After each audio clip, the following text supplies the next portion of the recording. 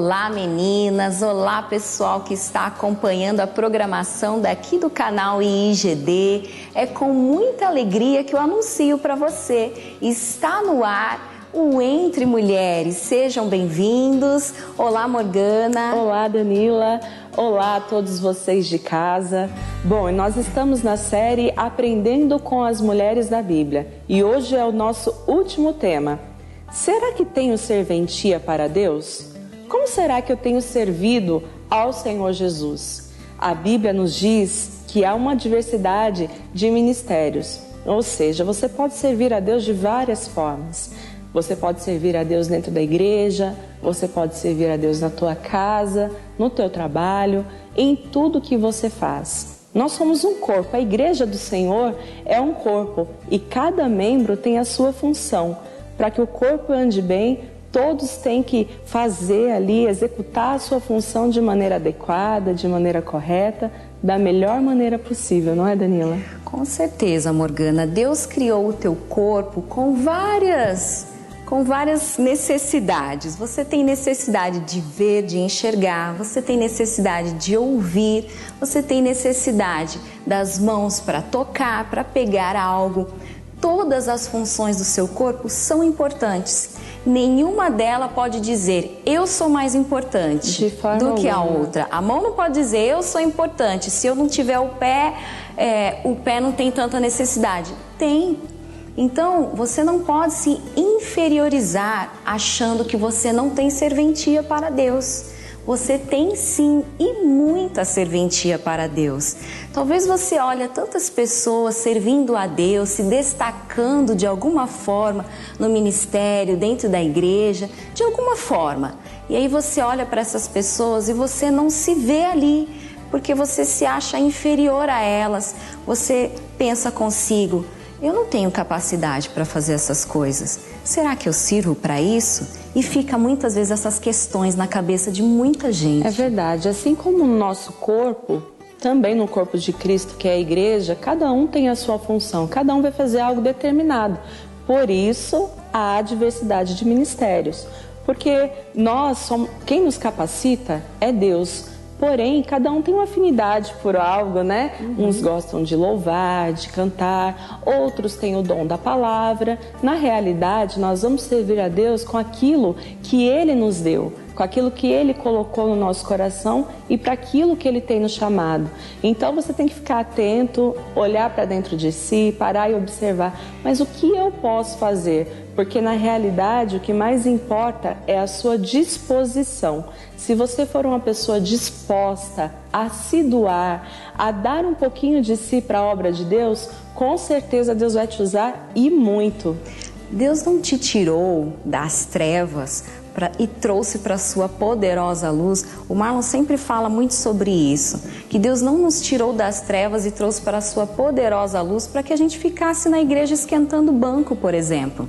Deus te trouxe para Ele, para você ter utilidade para o reino dEle. Com certeza Ele tem algo separado para você. Com certeza o Senhor te olhou e falou assim, essa é preciosa, essa pode me... Vou usar para isso. Essa tem uma grande utilidade para o meu reino. Eu vou usar para uma determinada função. O que você precisa? Se dispor. Se disponha para o reino do Senhor. Aquilo que você tem feito, aquilo que você mais gosta de fazer. Davi, por exemplo, ele tinha um coração disposto. Ele vivia no pasto, servindo o pai dele. Ele era obediente ao seu pai, vivia no pasto, um lugar onde normalmente as pessoas não gostam de estar, no pasto, pastando. Ele estava lá, cuidando das ovelhas do pai, enquanto os seus irmãos mais velhos serviam, né, no exército ali como soldados, guerreiros. Enquanto isso, ele estava lá no pasto, cuidando das suas ovelhas, mas ele tinha um coração diferenciado. Sim, quando o gigante lá apareceu e todos ficaram com medo e tudo, a Bíblia diz que Davi era pequeno, tudo, né? Era só um garoto. Era só um garoto ainda, porém ele se dispôs, foi lá e falou, não, eu vou matar esse gigante aí, não importa o tamanho dele, ele não olhou para o tamanho do gigante nem nada, ele se dispôs a fazer a obra de Deus. E é assim que nós temos que agir, ter um coração disposto, um coração sempre pronto a atender o chamado de Deus. Não é à toa que ele foi chamado um homem segundo o coração de Deus. Amém. Ele tinha um coração disposto, ele tinha um coração obediente, ele era servo. Tanto que ele foi ungido a rei quando ainda era um garoto. Quando ele ainda estava lá no pasto, quando ninguém dava nada para ele, quando nem o pai dele e nem os irmãos dele davam nada para ele. Quando o rei, o profeta Samuel chegou para ungir o rei, passou os irmãos mais velhos e aí o pai falou assim, mas não tem mais ninguém aqui para ungir. Como não tem ninguém? Deus falou que é nessa casa que eu vou ungir o novo rei. Ele falou, mas só tem o meu filho, Davi, que está lá no pasto. Ele deve ter falado até assim, meio que descrente, né? Davi. É porque as pessoas olham, o ser humano olha a aparência, né? O físico, o exterior, exatamente. Porém, Deus olha para o coração. E no coração de Davi, Deus encontrou essa disposição que é necessária para se fazer a obra dele. Então, não se olhe o seu físico, não olhe o seu exterior. Coloque-se à disposição do Senhor. Coloque o seu coração nas mãos do Senhor. E isso vai fazer toda a diferença, né, Morgana? É verdade. E você estava falando sobre Samuel, né?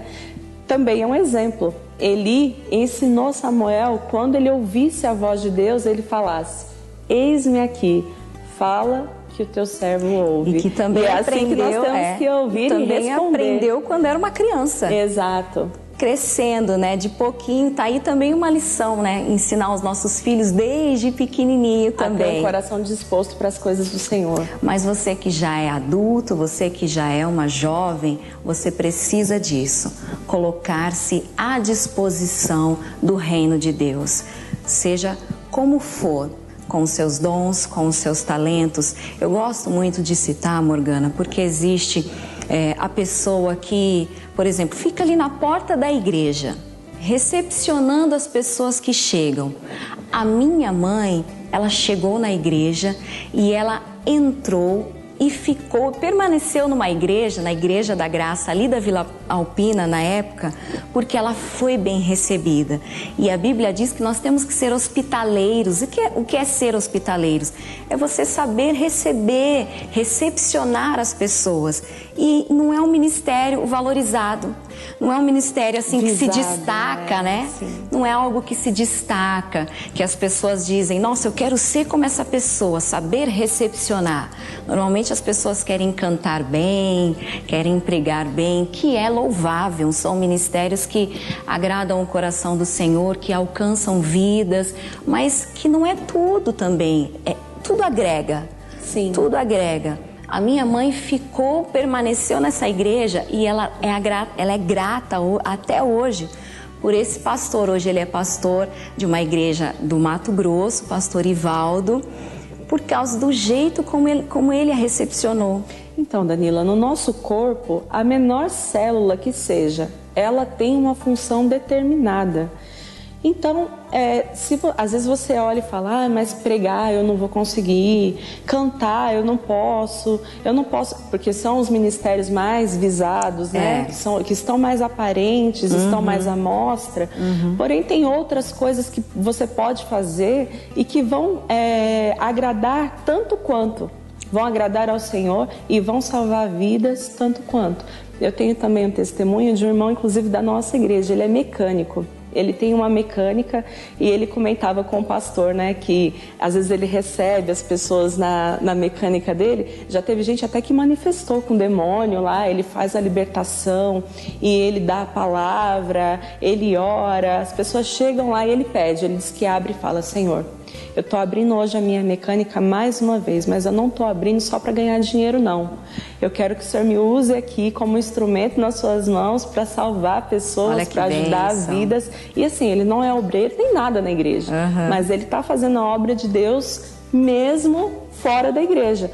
E você sabe que isso é interessante, porque às vezes as pessoas ficam muito ligadas no que se faz dentro da igreja e acabam se esquecendo do que se pode fazer fora. É muito mais, né? Servir a Deus é muito mais do que estar dentro da igreja, vai muito além disso. Mas antes, nós vamos a mais uma dica no quadro Momento da Mulher com a Tatiane Freitas.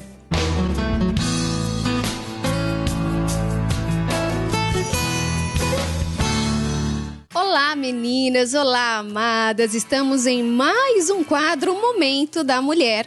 E vocês lembram que semana passada eu comentei que nós iríamos falar sobre TPM?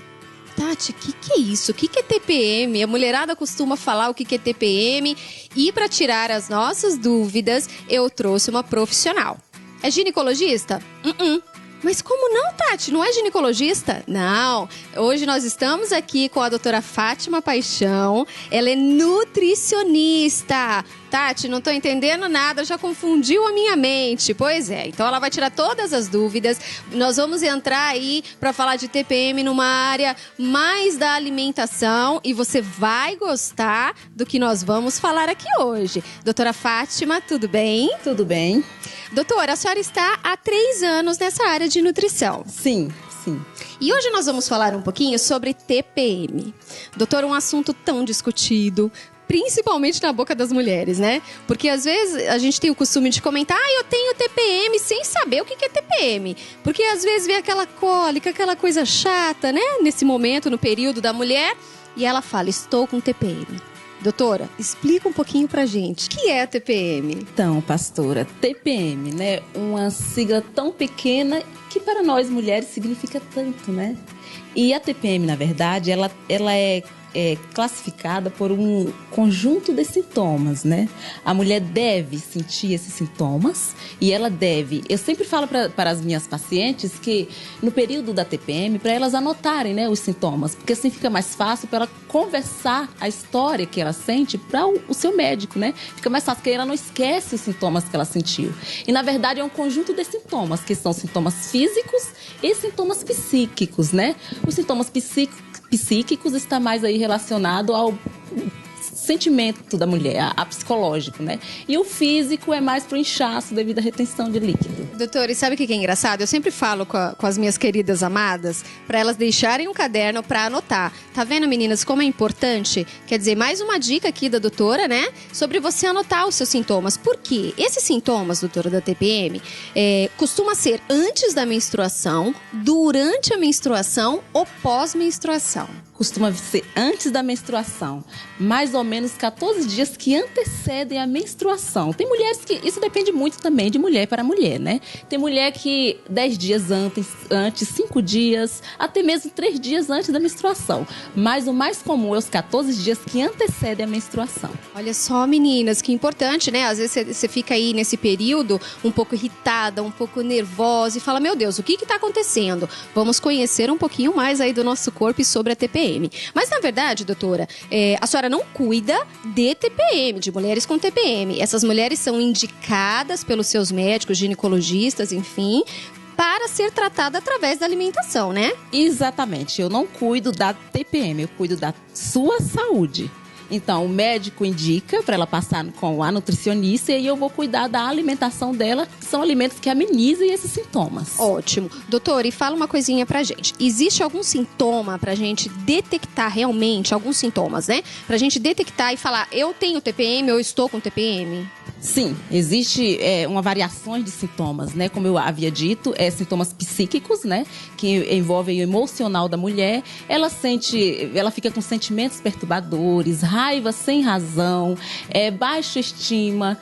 E tem também os sintomas relacionados a físico, né? Que ela sente um inchaço devido à retenção de líquido, dores nas mamas, inchaço nas extremidades do corpo, que são as mãos e os pés. Tem casos que a mulher sofre com acne, estufamento devido à prisão de ventre, dores abdominais.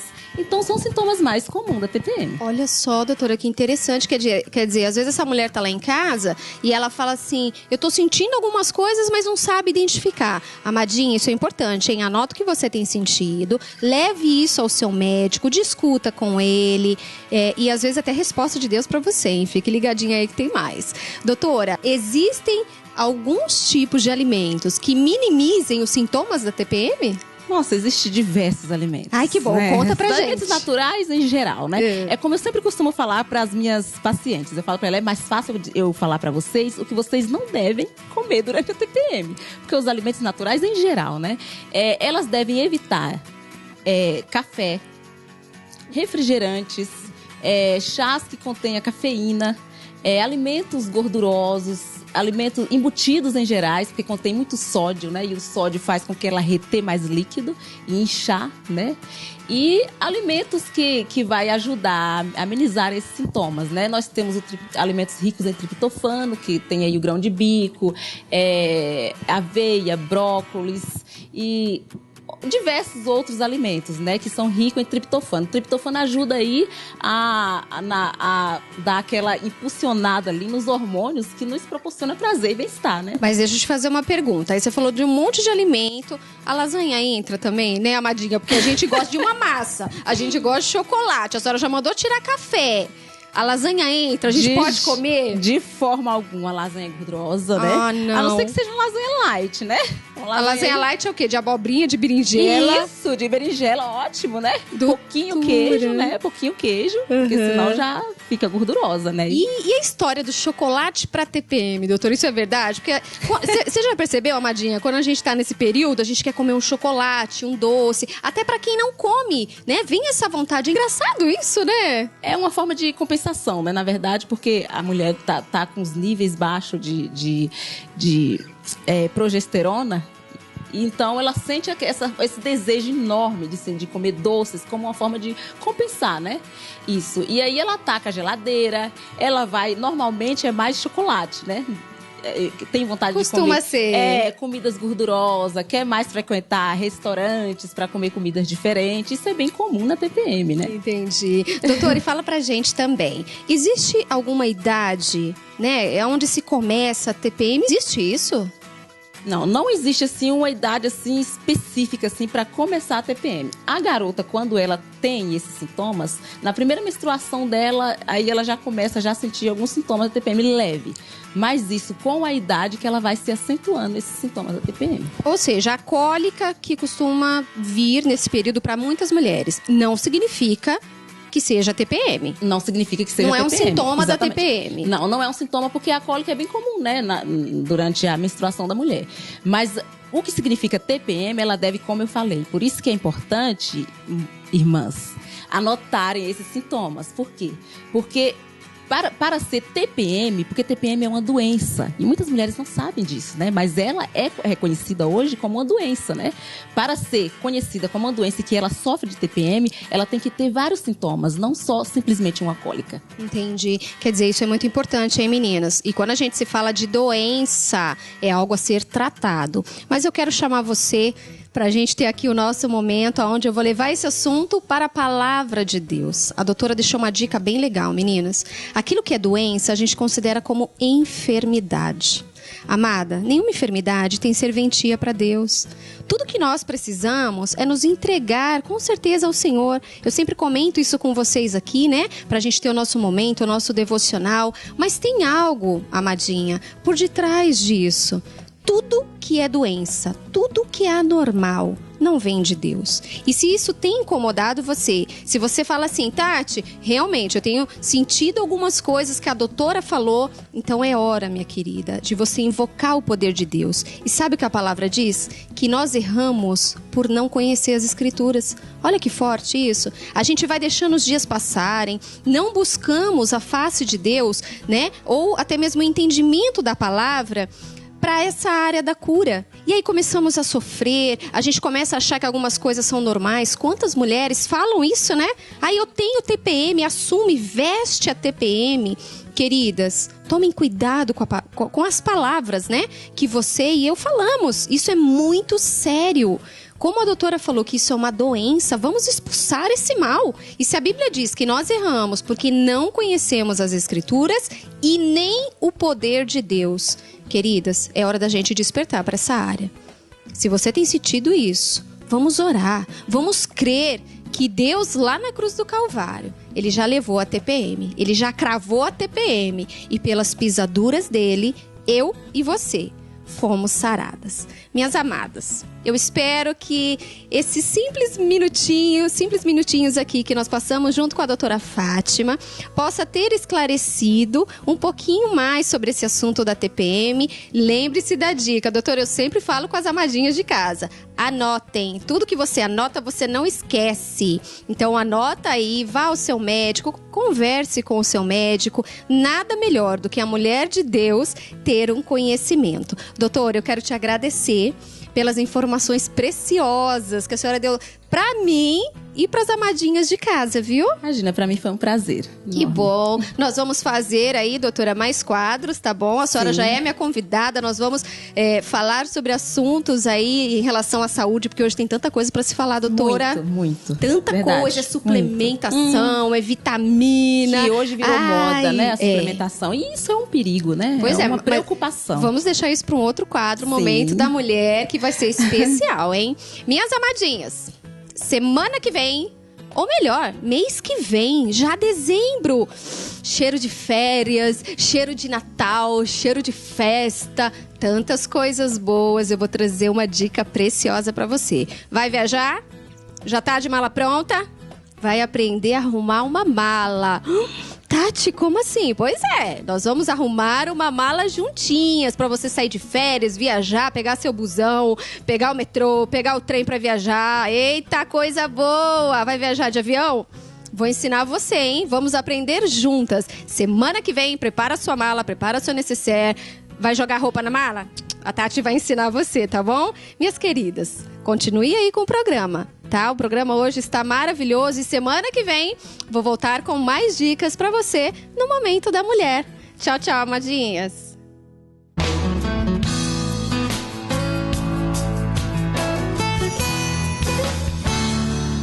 Viu só como é interessante você cuidar da sua alimentação? Porque você tendo uma alimentação saudável, você traz benefícios que muitas vezes nós nem imaginamos. Obrigado, Tati, por mais essa dica, viu? Voltando ao nosso assunto, não se resume ao templo propriamente servir a Deus, né, Morgana? Não, de maneira alguma. Fora da igreja, existem vários ministérios também. Na realidade, se você for procurar no dicionário, o significado da palavra ministério é servir. Então é para isso que nós estamos aqui neste mundo, para servir ao nosso próximo. Então, de repente, você não tem aptidão, não tem um desejo de servir dentro da igreja, mas você pode participar de uma ONG, ajudar as pessoas, né? Tantas pessoas que precisam, crianças necessitadas, pessoas que estão sem uma casa, sem um lar, de repente ajudar com uma roupa, com alimento, pessoas até que tem ali a sua residência, tem, né, a sua família, estão passando por um momento de dificuldade, você tem uma condição financeira melhor, você está ajudando essas pessoas. Bom, enfim, existem várias maneiras de servir, de ajudar ao próximo. É fazer ao outro aquilo que você gostaria que fizesse a si. É dessa forma que nós devemos aprender. Até porque foi assim que Jesus mandou que nós fizéssemos, amássemos uns aos outros e amar ao nosso próximo como a nós mesmos, né? Então, assim, se você vê uma pessoa sofrendo, uma pessoa passando por dificuldade, vai lá, ajude fisicamente, mas ajude também com a palavra. Dê aquilo, o alimento espiritual que você tem recebido também àquela pessoa. E conforme nós conversávamos também nos bastidores, né, Morgana? Deus às vezes pode pedir para você algo que você fique desconfortável fazer, mas que é necessário, como Jonas, né? Um exemplo. Muitas das vezes Deus vai pedir algo pra gente que a gente não quer fazer. Um caso, eu posso falar de mim mesma. É uma coisa que eu fugia muito quando Deus me pedia para eu me expor assim, pregar a palavra, falar de Deus, subir no altar, pegar no microfone. Embora algumas vezes eu estava ali, abria alguns cultos, mas toda vez que o pastor me pedia, somos duas. Toda vez que o pastor me pedia, eu me esquivava, tentava dar uma fugidinha.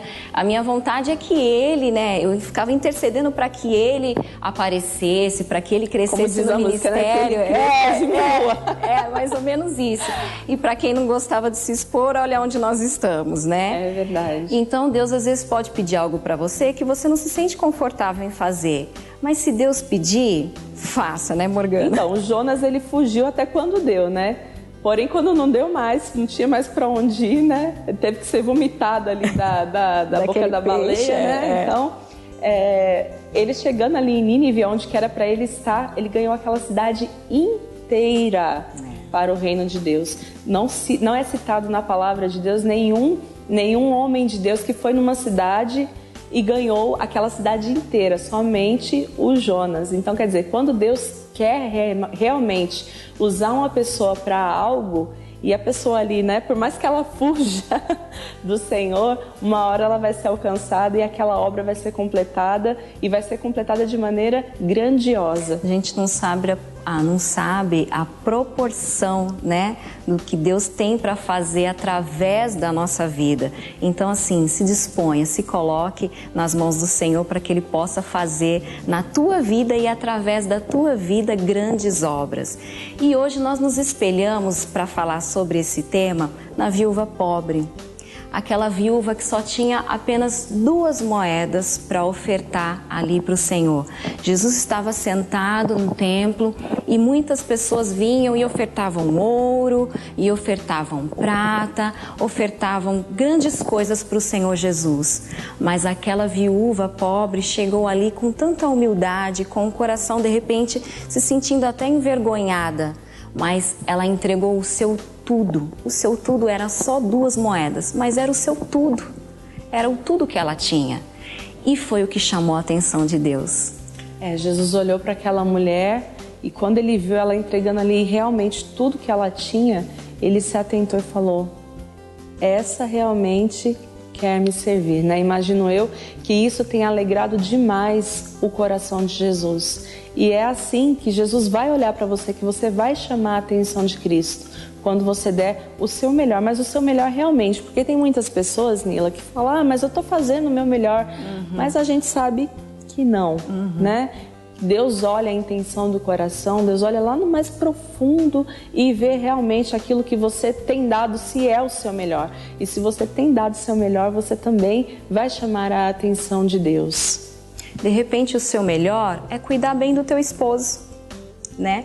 Nós conversávamos também nos bastidores, como muitas esposas de pastor, que às vezes encontram... Eu também era um caso meu. Eu via muitas esposas de pastor trabalhando com o ministério de mulheres, que pregam, que louvam e tal, sempre muito ativa.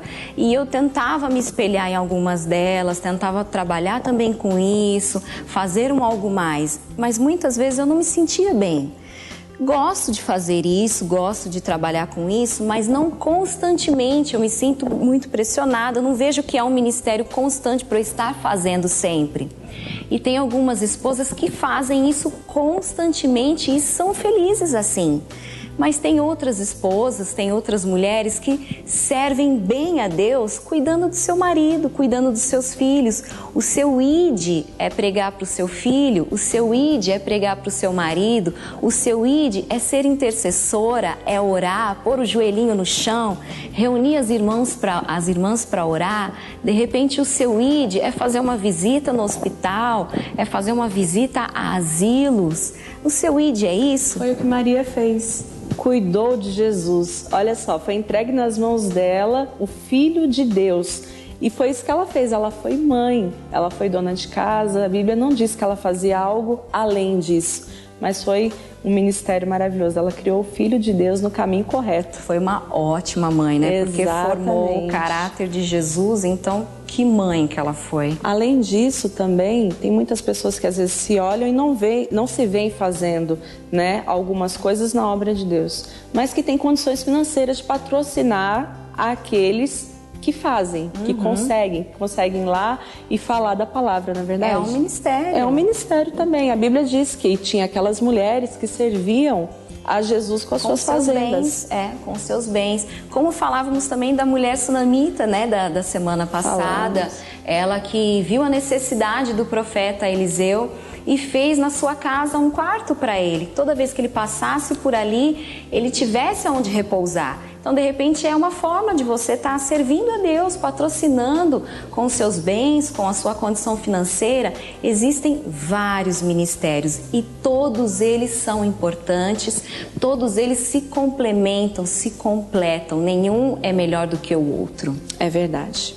Bom, eu tenho uma pergunta aqui que foi deixada no dia 11/3/2010, lá no missionário R.R. Soares Responde, no On Grace. E eu vou ler para vocês.